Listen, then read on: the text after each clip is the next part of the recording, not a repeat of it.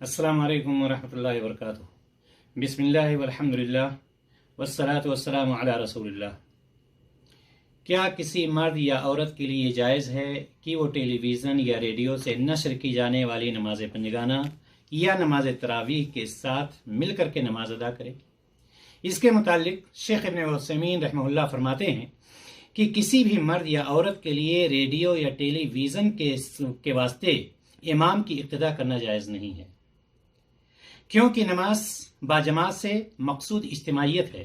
اس لیے امام اور مقتدیوں کو ایک جگہ جمع ہونا چاہیے یا تمام صفیں آپس میں ملی ہونی چاہیے، اور اگر ٹیلی ویژن یا ریڈیو سے پڑھتے ہیں تو یہ مقصد حل نہیں ہوتا، لہٰذا ریڈیو اور ٹیلی ویژن کے ساتھ مل کر کے نماز ادا کرنا یا اس کے ساتھ ادا کرنا جائز نہیں۔ السلام علیکم ورحمۃ اللہ۔